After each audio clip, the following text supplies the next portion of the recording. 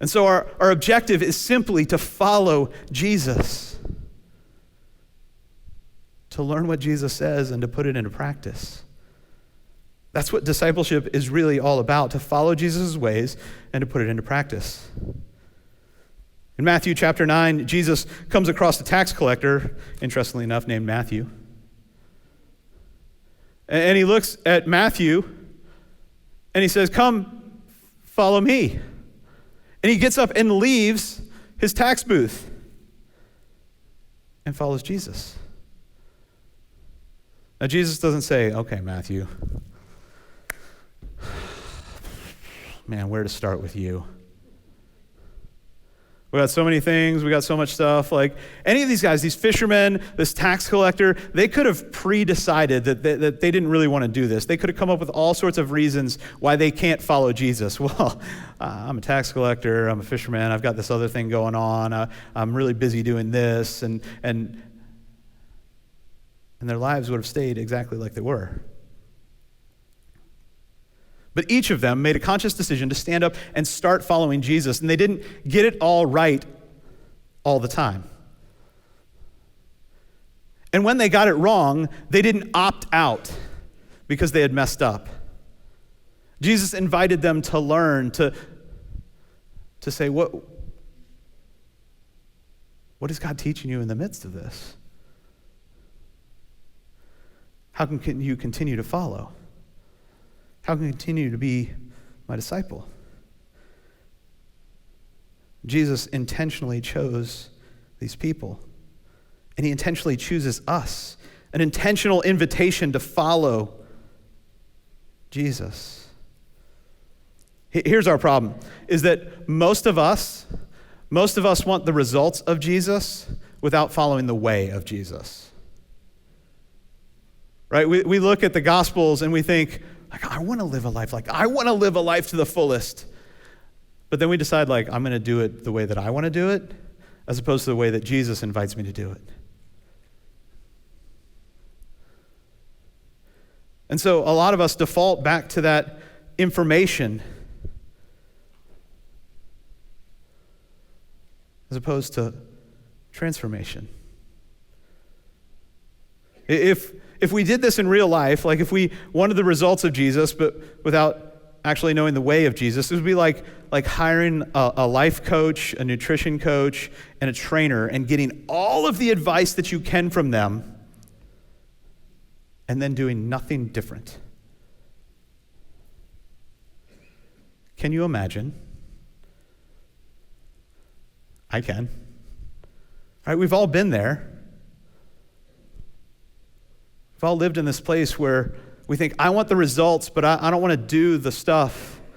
I want the results, but I don't want to actually follow Jesus. I want the results. I want the outcomes. I want my life to be better, to be fuller, to be more full of love, more full of forgiveness, but we don't want to follow the way of Jesus that leads us to those things.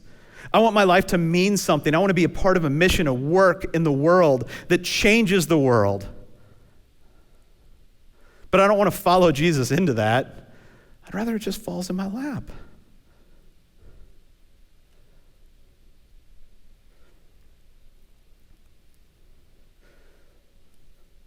More often than not, we prefer to know about Jesus as opposed to knowing Jesus. And what LV3 is really designed to do is to allow us to gather with some other people and to get to know Jesus together, to follow him together, to have other people to walk along the path with, to begin to understand what it means to be a disciple, a follower of Jesus. That's what we're going after. Bob Goff says it this way, our problem following Jesus is that we're trying to be a better version of us rather than to be a more accurate reflection of Jesus. And so often we default to self-help as opposed to transformation through Christ. We don't follow in the way to Jesus, so we don't know the way that leads to life, the way that leads to light. John, the gospel writer, says it this way in John chapter 8, verse 12. Again, Jesus spoke to them, saying, I am the light of the world. Whoever follows me will never walk in darkness, but will have the light of life. Look, I learned a long time ago that the one with the flashlight goes first, and you follow after them. Jesus is the light of life. And if we'll follow Jesus into the world, we won't walk in darkness. We won't walk alone. We won't walk without being invited into the best way of living life. To know Jesus and to follow him changes the way that we live. I had a seminary friend who was a missionary in a part of the world where Christianity is not legal. And he was telling us this story one day about this trip that they had taken over there, and they were super excited. You know, this was his first or second time over. They had smuggled in all these Bibles, like big leather-bound Bibles, and they were so excited about these Bibles that they were going to give away, and they were going to help these underground churches to have Bibles, big ones. He said he went into this meeting with these groups, and he started handing out the Bibles.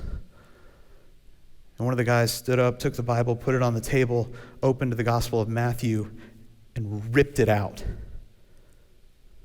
It's like Dead Poet Society, right? Just ripped the Gospel of Matthew out. He handed it to another guy who folded it up, put it in his coat pocket. The guy was mortified. He's like, we worked really hard to get these really nice leather-bound Bibles. We had to collect them from our church. We had to buy them. We had to get them. And you just ripped out the Gospel of Matthew. So we got to the Gospel of Mark, ripped it out, handed it to another guy, folded it up, put it in his coat pocket. Same thing with Luke, same thing with John. Then he folded the Bible back up and gave it to another person in the community. And the missionary said, what are you doing? He said, when the Bible gets confiscated, we want to make sure that we still have the Gospels, because we want to know how to follow Jesus. We need to know Jesus. We need to know Jesus. The reality for all of us is that our lives will change when we change where we focus our lives. If we focus our lives around following Jesus, our lives will begin to look like Jesus. Don't quit too soon. Don't give yourself an out. Don't decide before you even try to be a part of one of these groups that's focusing on following Jesus. Or maybe today your first step is just to say, Jesus, I'd like to follow you.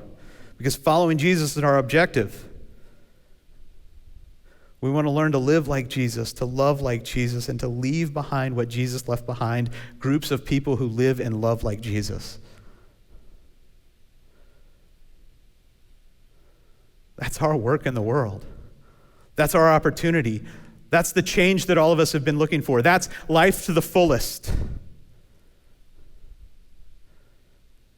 It begins with one simple step.